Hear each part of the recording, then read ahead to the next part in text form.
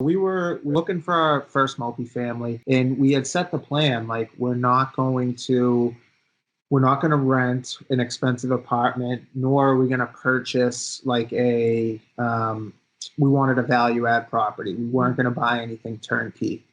And so we were looking and looking and looking and offering and offering and offering on these value add multifamilies, having the most difficult time.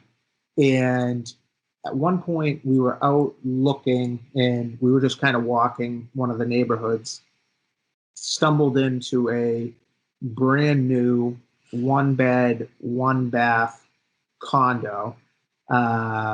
And, within the 24 hours, we were under agreement on it, which is just the farthest thing from what we had wanted or what we had planned on.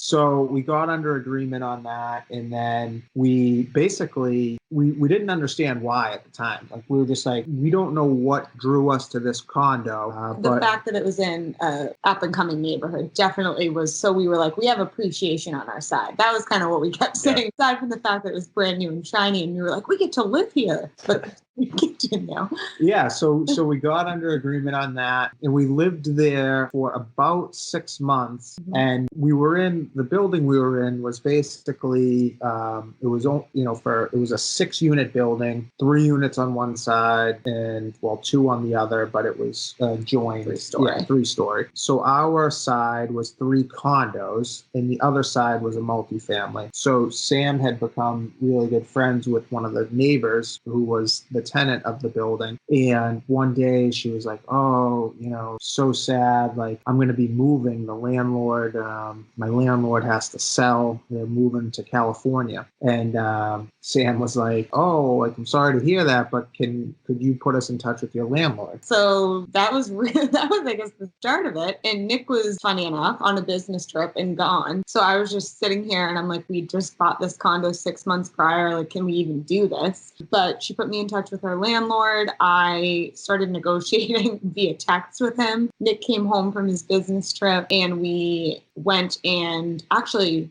the landlord was actually out of the country at the time. So he had a friend open up the house to us and show us the house. So we walked the floor plan, and I'm looking at Nick going like, oh yeah, this is it. Like I knew a second we walked in, the tenant had still lived on the first floor, and then he had a bi-level unit. So basically 3 bedrooms and a bathroom upstairs, and then living, kitchen, bathroom downstairs. And I said to Nick, we turn it into the 3-family.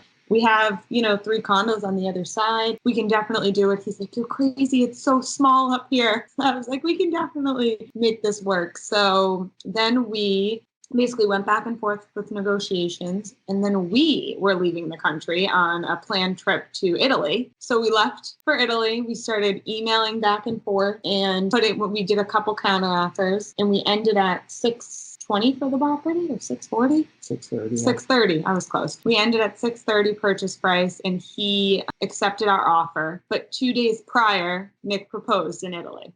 So we're on the train or whatever going home or getting to our next flight, and we literally just weren't speaking. Like there was no word. I was like, dude, we have to pay for a wedding. Like you didn't tell me that. How is this gonna work? So we got home. We got our apartment. So the conditions for financing at that point was getting our place rented because we weren't selling our condo. So we got our place rented, moved out of our condo, moved everything into the basement of this house, and lived through a 7-month renovation while planning our wedding. And we moved out in 3 weeks. It was a whirlwind, but that was the start.